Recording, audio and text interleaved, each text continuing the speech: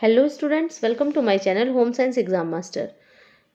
हम लोग अपने आगे के प्रश्न का आज अध्ययन करेंगे, जिसमें कि आज का पहला प्रश्न है, दो या दो से अधिक व्यक्ति के बीच में विचारों, अनुभूतियों और ज्ञान का आदान प्रदान कहलाता है।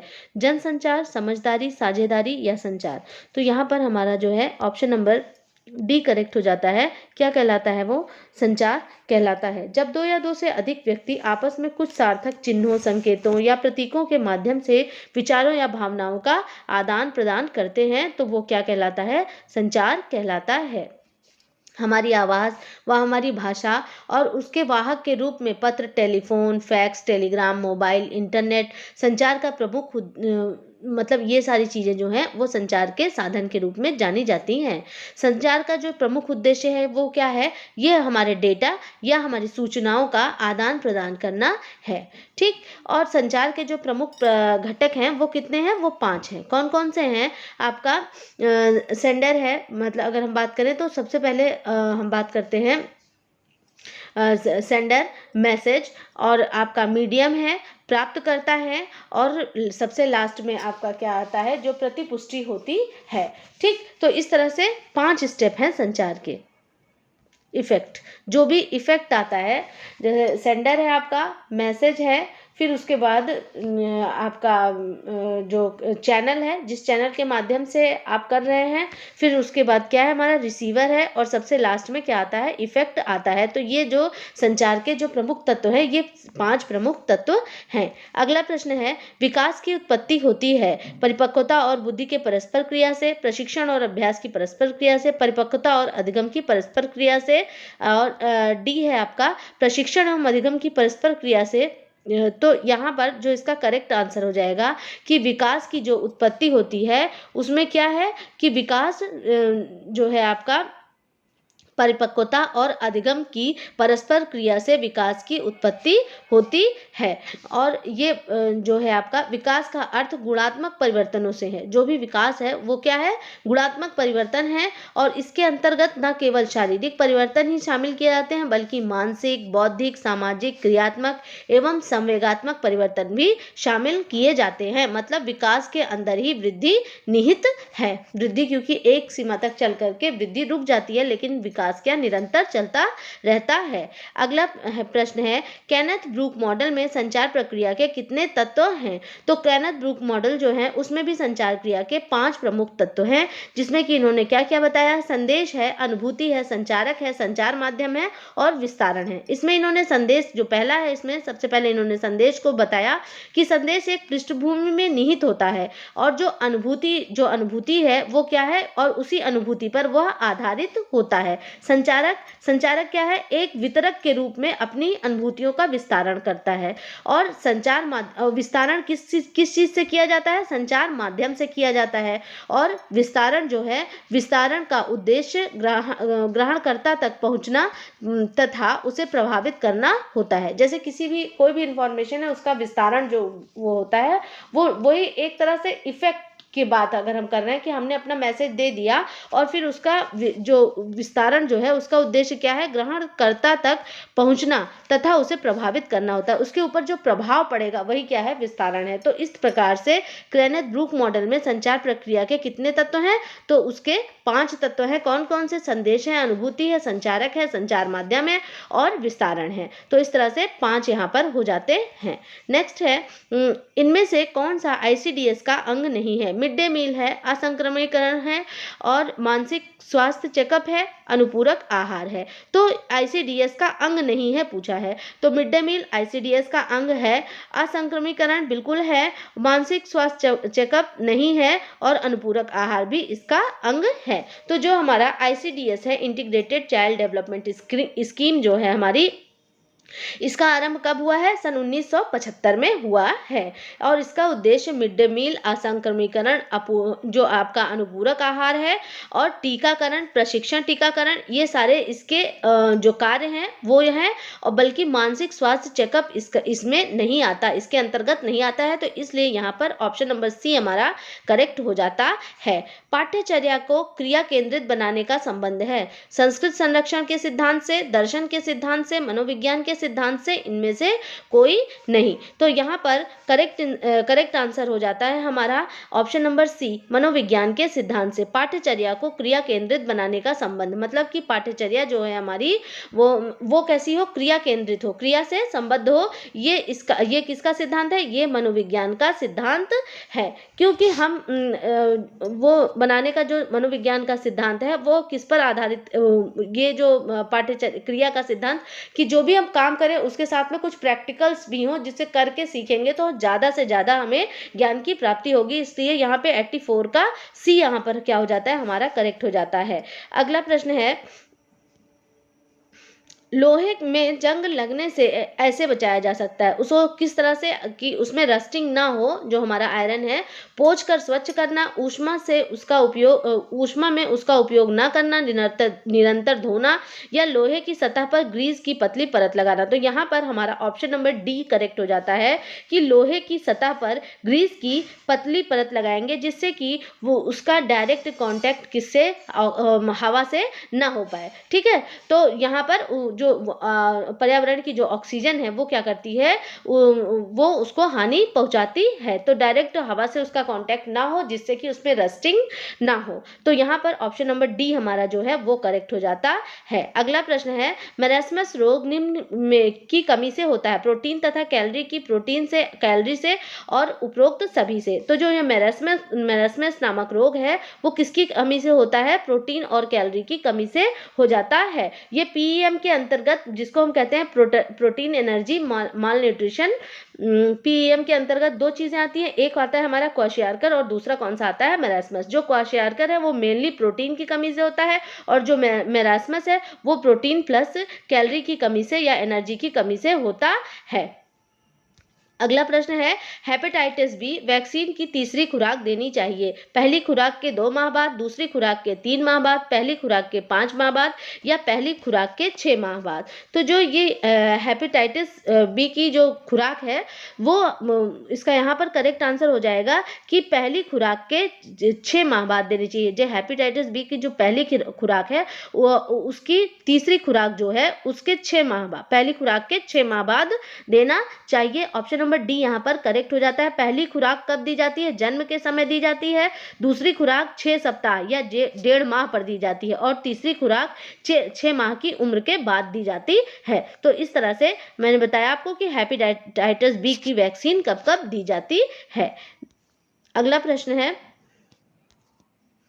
दालें अच्छा साधन है, रेशों का, प्रोटीन का, कार्बोहाइड्रेट्स का, या वसा का। तो जो दालें हैं हमारी वो किसका अच्छा गुड सोर्स है, वो प्रोटीन का सबसे अच्छा साधन है। और प्रोटीन का कार्य क्या है, शरीर में वृद्धि एवं विकास के लिए प्रोटीन की आवश्यकता होती है। और प्रोटीन जो है वो क्या करता है, हमारी कोशिकाओं को संवर्ध बनाता है, और साथ ही में टूटी फूटी कोशिकाओं की मरम्मत भी करता है। शरीर में विभिन्न क्रियाकलापों के दौरान विभिन्न कोशिकाओं एवं तंतुओं को निरंतर टूट फूट होती रहती है, जिसकी मरम्मत प्रोटीन ही करता है। रक्त, मांसपेशियां, यकृत, अस्थि के तंतु, त्वचा, बल आदि के निर्माण के लिए प्रोटीन आवश्यक है। दालें, फलियां आदि इसमें अच्छे प्रोटीन की प्राप्ति होती है। और जो प्रोटीन का जो गुड सोर्स होता है वो एनिमल से प्राप्त होता है। उच्च श्रेणी का जो प्रोटीन है वो किससे, एनिमल इसका अच्छा सोर्स होता है।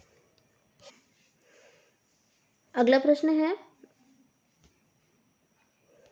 निम्नलिखित में से अनुसंधान की कौन सी विधि सक्रिय जीवन आवधिकता को मापने पर अध्ययन में सहायक है। सक्रिय जीवन अवधि जो है आपका, उसको मापने में कौन सी सहायक है, समूह नमूनाकरण, प्रयोग, दृष्टांत विश्लेषण, या सर्वेक्षण। तो यहाँ पर इसका करेक्ट आंसर क्या हो जाता है, यहाँ पे इसका करेक्ट आंसर होता है दृष्टांत विश्लेषण। ठीक है, तो यहाँ पर हमारा ऑप्शन नंबर सी जो है वह करेक्ट हो जाएगा। अगला प्रश्न है हमारा, अधिक मात्रा में पानी को शुद्ध करने के लिए उपयुक्त विधि है, क्लार्क विधि, उबालकर, छानकर, इनमें से सभी।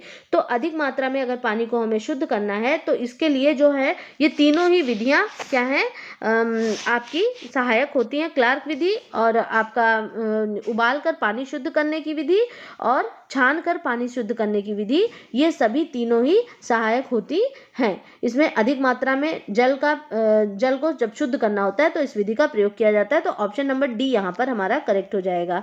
अगला प्रश्न है, बच्चे सांकेतिक खेल में व्यस्त रहते हैं जिससे वे ये मानते हैं कि एक वस्तु कोई और वस्तु है और उनमें से बहुत सारे जटिल घटनाओं के क्रम और गतिविधियां की कल्पना करते हैं। यह की आयु में होता है। यह किस आयु में होता है? 3 से 4 वर्ष की आयु में, 5 से 6 वर्ष की आयु में, या फिर आपका 6 से 7 वर्ष की आयु में। तो यहाँ पर करेक्ट आंसर हो जाता है आपका 3 से 4 वर्ष की आयु में।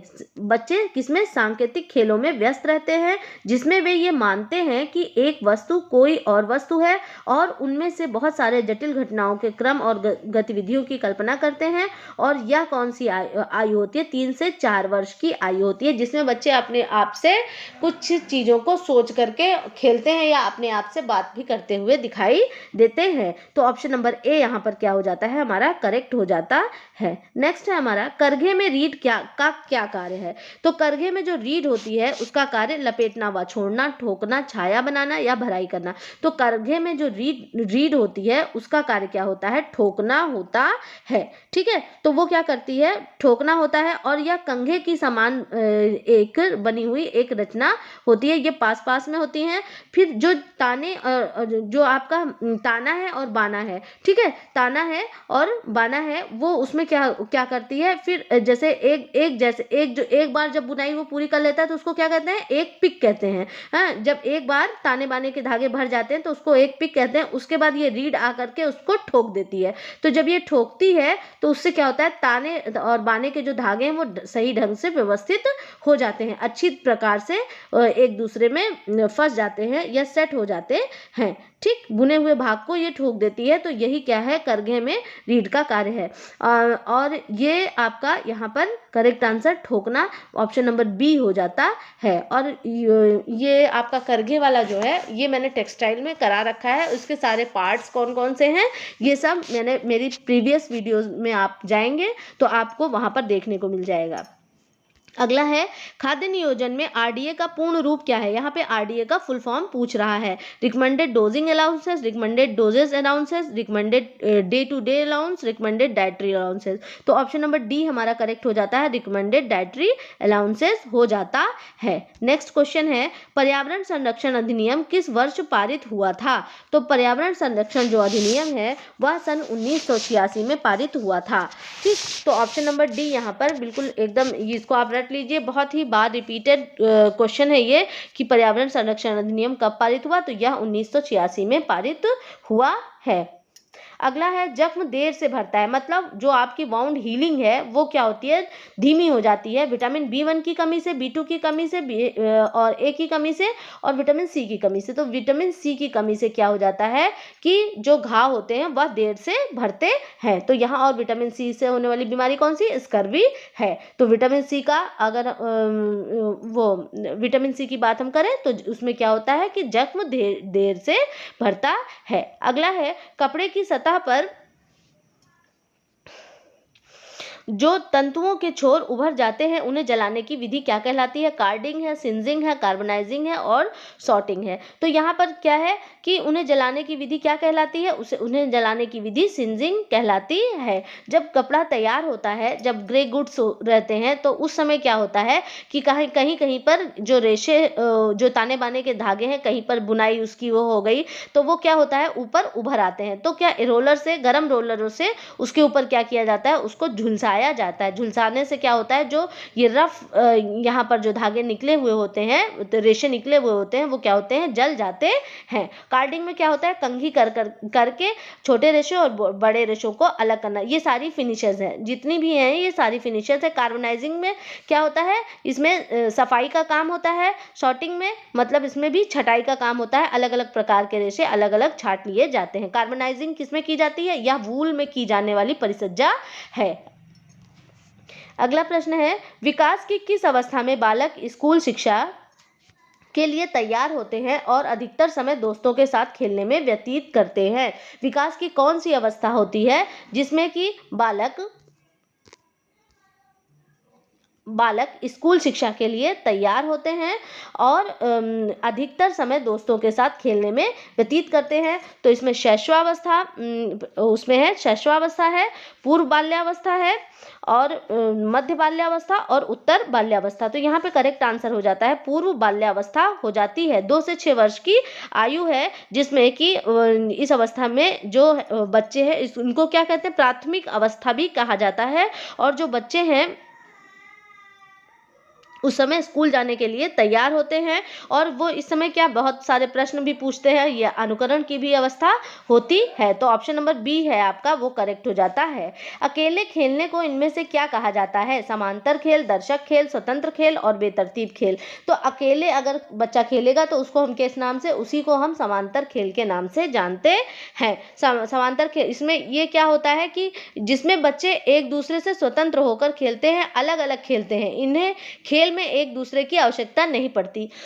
अगर एक ही जगह पर बिठा करके अलग अलग बच्चों को अलग अलग खिलौना दे दिया जाए तो वो अपना अकेले अकेले अकेले खेलते रहते हैं, उन्हें दूसरे की जरूरत नहीं होती है, उन्हें समांतर खेल कहते हैं। दूरस्थ शिक्षा की विशेषता नहीं है। स्व अध्ययन, प्रत्यक्ष अध्ययन, शैक्षणिक संप्रेषण हेतु विभिन्न माध्यमों का अध्ययन या औद्योगिकरण। दूरस्थ शिक्षा की विशेषता नहीं है। तो दूरस्थ शिक्षा की कौन सी इसमें विशेषता नहीं है? प्रत्यक्ष अध्ययन इसकी विशेषता नहीं, क्योंकि जो प्रत्यक्ष अध्ययन है यह हमारी औपचारिक शिक्षा के अंतर्गत आता है। तो स्व अध्ययन भी इसकी विशेषता है, ये भी इसकी विशेषता है, औद्योगिकरण भी इसकी विशेषता है। जैसे बच्चे कहीं और जॉब कर रहे हैं, कहीं कुछ कर रहे हैं, तो क्या हो रहा है कि हम डिस्टेंस एजुकेशन से अपनी पढ़ाई को कंप्लीट कर रहे हैं। तो यहाँ पर ऑप्शन नंबर बी हमारा जो है वो करेक्ट हो जाता है। निम्न में से कौन सा संचार में बाधा नहीं है? शोर, भाषा, आय समूह, बोरियत। तो इनमें से संचार में जो बाधा नहीं है वह उसमें क्या होगा? शोर जो है या संचार में बाधा है। अगर हमें किसी की लैंग्वेज नहीं समझ में आती है तो वह भी संचार में बाधा हो जाती है। बोरियत भी, अगर हमें पढ़ाई में वो जो भी मैसेज आ रहा है वो उसमें हमें कोई इंटरेस्ट नहीं है तो वो भी हम एक तरह का बैरियर है। लेकिन आय समूह किसी तरह का बैरियर नहीं है। तो यहाँ पर ऑप्शन नंबर सी हमारा करेक्ट हो जाता है। अगला है, बाह का जो हिस्सा कंधे व पोशाक के थोक व गले का भी हिस्सा है, तो वो काउल स्लीव है, डॉलमन स्लीव है, कैप स्लीव है या रेगलन स्लीव है? तो वो कौन सा है? रेगलन स्लीव है। ऑप्शन नंबर डी यहाँ पर करेक्ट हो जाएगा। अच्छा, रेगलन स्लीव क्या होती है? ये यहाँ से बिल्कुल गले से ऐसे निकल करके पूरी आस्तीन में ऐसे आती है। ठीक, ये कौन सी है? हमारी रेगलन स्लीव है। काउल स्लीव की बात करें तो इसमें क्या होता है, जो अलग से जोड़ होता है वो गहराई लिए हुए होता है। तो ये हमारी काउल स्लीव हो गई। कैप स्लीव क्या है? बिल्कुल जो आर्म होल है, वो आर्म होल से बिल्कुल सटी हुई एकदम जरा सी ये स्लीव होती है, वो क्या है? हमारी कैप स्लीव है। डॉलमन स्लीव जो है वो बिल्कुल रेगुलर आपकी किमोनो स्लीव की तरह होती है, जैसे कि जो भी कपड़ा है उसमें अलग से कहीं कटिंग नहीं होती है, मतलब उसी कपड़े के साथ में ही ये आस्तीन लगी हुई होती है। तो ये हमारी कौन सी? डॉलमन स्लीव हो जाती है। तो इस तरह से मैंने आपको चारों स्लीव के बारे में बता दिया। और कंधे व पोशाक में मतलब जो आप जब भी बात हो कि गले से लगी हुई कौन सी स्लीव है तो वो रेगुलर स्लीव है। ऑप्शन नंबर डी यहाँ पर हमारा करेक्ट हो जाता है। वह प्रक्रिया जिसमें कोई व्यक्ति ड्रेस कार्य का उपयोग करके कपड़े का नमूना काटता है। ड्रेस कार्य का उपयोग करके कपड़े का नमूना काटता है, वो क्या है? ड्रैपिंग है, ड्राफ्टिंग है, फ्लैट पैटर्न है या डार्निंग है? तो वो क्या कहलाती है? डार्निंग तो स्टिच है, ठीक है। ड्राफ्टिंग तो वो होती है जब हम शरीर पर कपड़े की माप लेते हैं। फ्लैट पैटर्न मतलब जो भी हमने माप ली उसका हमने अलग से एक हार्ड चीज पे क्या बना लिया? एक पैटर्न बना लिया और उसी को रख रख कर काट रहे हैं। अच्छा, ड्रैपिंग क्या होती है? मतलब जैसे आपने देखा है कि यह एक 3D की तरह 3D की एक विधि है। इसमें क्या होता है, जैसे जिस व्यक्ति का लेना है हमें, तो वो हमने क्या किया? उसी के ऊपर कपड़े को रैप कर दिया। रैप करने के बाद हम पिन की सहायता से उसको देख लेते हैं, अच्छा कितना कपड़ा लगेगा, उसी हिसाब से हम कटिंग करते हैं। तो यहाँ पर ऑप्शन नंबर डी जो है वो क्या होता है? वो ड्रैपिंग होती है। वो कपड़े से डायरेक्ट कर लेते हैं, अलग से शरीर की कोई माप नहीं होती है। तो यहाँ पर ऑप्शन नंबर ए हमारा करेक्ट हो जाता है। अगला है, क्रियात्मक पक्ष की कार्य सूचक क्रियाएं हैं। स्वीकार करना, प्रभावित करना, निर्मित करना, प्रारूप बनाना, प्रत्यास्मरण करना, व्याख्या करना, उपयुक्त में से कोई नहीं। तो चारों ऑप्शन में आप ध्यान से देखेंगे कि क्रियात्मक पक्ष की कार्य सूचक क्रियाएं क्या क्या हैं। तो यहाँ पर यहाँ पर जो है ये निर्मित करना तथा प्रारूप बनाना क्रियात्मक पक्ष की कार्यसूचक क्रियाएं हैं। यहाँ पर ऑप्शन नंबर बी हमारा करेक्ट हो जाता है। बालक जो है उसके भीतर क्रियात्मक योग्यताओं एवं कौशल का विकास होना क्रियात्मक विकास कहलाता है। निर्मित करना, प्रारूप बनाना क्रियात्मक पक्ष की कार्यसूचक क्रियाएं हैं। नेक्स्ट है हमारा क्वेश्चन, अग्नाशयी रस की निर्मुक्ति किससे प्रेरित होती है? अग्नाशयी रस जो है, जो अग्नाशय से निकलता है, उसकी निर्मुक्ति मतलब उसका श्रावण जो है वो किससे प्रेरित होता है? एंटीकिनेस से, कोलेसिटोकिनिन से, ट्रिप्सिनोजन से या हिस्टामिन से? तो यहाँ पर ऑप्शन नंबर सी है जो हमारा करेक्ट हो जाता है, ट्रिप्सिनोजन से। ठीक है, तो उससे वह प्रेरित होती है। और इसमें 3 प्रकार के प्रकीर्ण कौन कौन से पाए जाते हैं? लाइपेज, अमाइलेज और एमिलेज और ट्रिप्सिन, 3 प्रकार के प्रकीर्ण पाए जाते हैं। जो लाइपेज है वह वसीय अम्ल तथा वसीय अम्ल को क्या करता है? ग्लिसरॉल में बांट देता है। एमिलेज का कार्य मुख्य रूप से लार के टाइलिन जैसा ही है, अर्थात वह भी स्टार्च को विखंडित करता है। अंतर केवल इतना है कि एमिलेज टाइलिन की अपेक्षा बहुत अधिक प्रभावशाली है तथा स्टार्च का पाचन पूर्ण करता है। नेक्स्ट है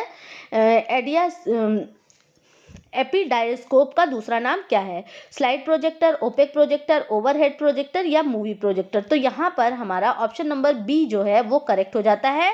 एपीडायस्कोप या ओपेक प्रोजेक्टर दोनों सेम ही है, तो यहाँ पर ऑप्शन नंबर बी हमारा सही हो जाएगा। और यह ओपेक प्रोजेक्टर जो ओपेक प्रोजेक्टर है यह 2 प्रकार से उपयोग में लाया जाता है। जैसे 2 प्रणाली है इसकी, एक कौन सी है? एक प्रत्यक्ष प्रणाली है और दूसरी कौन सी है? परावर्तित प्रणाली है। और यह स्लाइड प्रोजेक्टर एवं ओपेक प्रोजेक्टर का संयोग होता है। ठीक है, स्लाइड एवं ओपेक दोनों प्रोजेक्टर का संयोग होता है और इसमें 2 विभिन्न ऑब्जेक्टिव लेंस होते हैं। एपीडायस्कोप का उपयोग करने के लिए किसी वस्तु, जैसे कोई भी वस्तु है उसमें चित्र भी हो सकता है, किताब का पेज भी हो सकता है, उसको प्लेटफॉर्म पे रख दिया जाता है जो कि चमकदार प्रोजेक्शन लैंप से बहुत अच्छी तरह से प्रकाशित होता है और उसका जो उसको क्रॉस करके जो लाइट जाती है वो एक प्लेन पर्दे पे वहां पर उसका पिक्चर प्रस्तुत करती है। तो इस तरह से मैंने आपको बताया कि एडियास्कोप का दूसरा नाम ओपेक प्रोजेक्टर है और वो किस तरह से वर्क करता है। प्रसार शिक्षा, देखिए डिफिनीशन है, डिफिनीशन को आप ध्यान में रखेंगे। प्रसार शिक्षा स्कूल से बाहर दी जाने वाली व्यवस्था है जिसमें प्रौढ़ एवं युवा व्यक्ति करके सीखते हैं या कथन किसका है? एक तो पहले करके सीखने की बात हो गई और फिर स्कूल से बाहर दी जाने वाली शिक्षा की बात हो गई है। तो यहाँ पर ये किसके द्वारा है? ये दहामा के द्वारा है, केल्सी या हेनरी के द्वारा है, डॉक्टर स्मिंगर के द्वारा है या हरपलानी के द्वारा है? तो यह डिफिनेशन जो है ये ऑप्शन नंबर सी जो है आपका डॉक्टर स्मिंगर के द्वारा है। तो इस तरह से आज का लेक्चर यहाँ खत्म होता है और इसी के साथ मैं आपसे कहना चाहूँगी आप सब्सक्राइब करें और सब्सक्राइब करने के बाद बेल वाली जो बटन है उसको ज़रूर दबाएं जिससे कि आपको नोटिफिकेशन मिलता रहे। पढ़ाया हुआ पसंद आए तो प्लीज़ कमेंट करें, लाइक करें, शेयर करें और सब्सक्राइब करें। Okay, thank you.